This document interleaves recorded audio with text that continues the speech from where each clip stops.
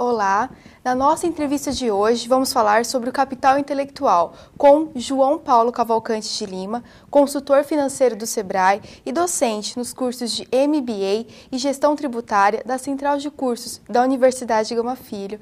Olá, professor, tudo bem? Tudo bem, Betiana? Muito obrigada pela sua presença. Imagina, eu que agradeço. E, professor, muitos profissionais, eles referem-se aos recursos humanos das empresas como capital intelectual. Qual seria o real significado de capital intelectual?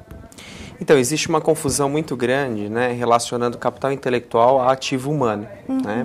Então, as pessoas às vezes se referem dentro da empresa como se o ativo humano fosse igual ao capital intelectual. No entanto, o capital intelectual tem um conceito muito mais abrangente que ativo humano. O ativo humano ele é apenas uma das vertentes que compõem o capital intelectual das empresas.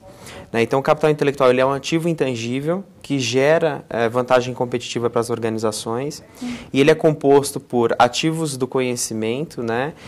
E tem algumas vertentes. Né? Então, você tem ativos financeiros, ativos de infraestrutura, ativos de mercado e o ativo humano. Então, veja que o ativo humano é apenas um dos componentes do capital intelectual. No entanto, ele é o componente principal, é como se ele fosse a mola propulsora do desenvolvimento do capital intelectual dentro das organizações. E, professor, mas quais os elementos que vão compor esse capital intelectual? Então, os elementos que compõem o capital intelectual, né, segundo os estudiosos da área, são os ativos financeiros da empresa, ou seja, aquilo que a empresa coloca como investimento inicial do empreendimento. São os ativos de mercado, né, são as ações da empresa, aquilo que a empresa se posiciona dentro do mercado, marcas, patentes, enfim. Os ativos de infraestrutura, que estão realmente ligados ao que você possui como máquinas, equipamentos, né, instalações, e o ativo humano.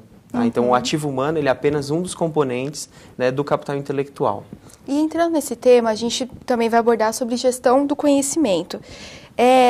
O que é gestão de conhecimento e qual a sua crítica mediante esse processo? Ele está intimamente ligado ao conceito de capital humano. Sim, a gestão do conhecimento hoje nas organizações, ela ainda é realizada de forma muito primitiva, né? As organizações não possuem indicadores, né, de mensuração ainda dessa gestão do conhecimento. Então, é uma coisa que ainda precisa ser muito desenvolvida esse processo, né?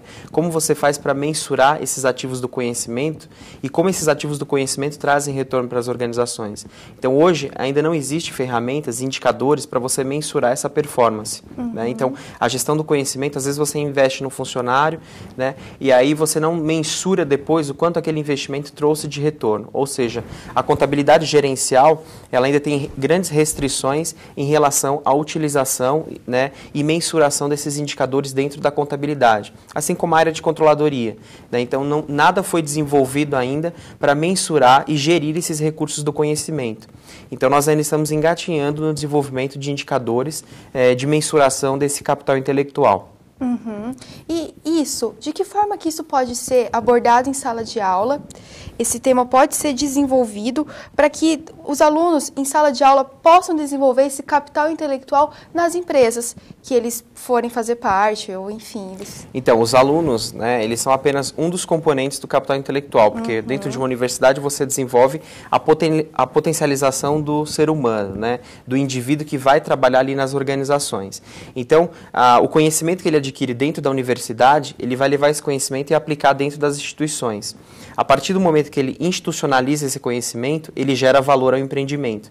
Então, ele faz com que a empresa ela tenha know-how no desenvolvimento de seus processos, ele desenvolve outros indicadores, por exemplo, marcas e patentes, né? Ele pode desenvolver softwares, então isso é a materialização do conhecimento do indivíduo dentro de uma empresa. E essa materialização do conhecimento é o que torna a empresa competitiva e sustentável ao longo dos anos. Então, as instituições de ensino, elas possuem um papel fundamental no desenvolvimento desse capital humano, visto que o capital humano é o potencializador do desenvolvimento do capital intelectual. Sem o capital humano, não é possível você desenvolver capital intelectual dentro das organizações. Veja, você pode ter recursos financeiros, você pode ter ativos de mercado e você pode ter ativos de infraestrutura.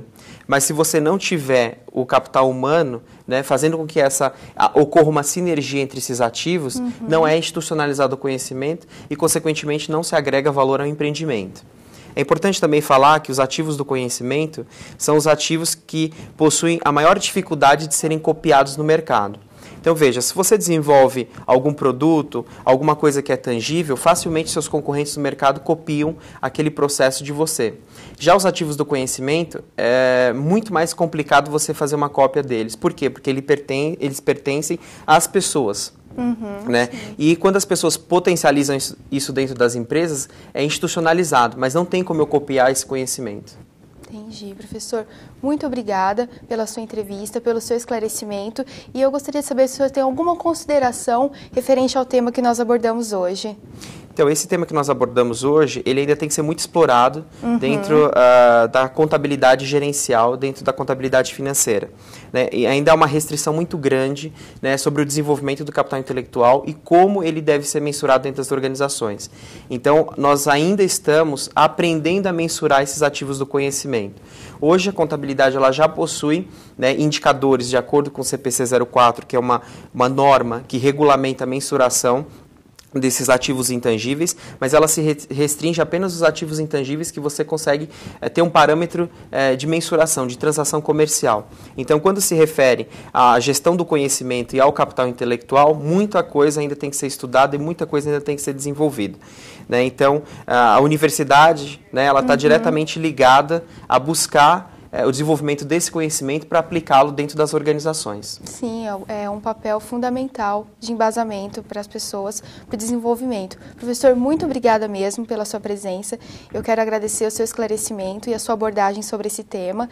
E, pessoal, muito obrigada pela sua presença e até a próxima.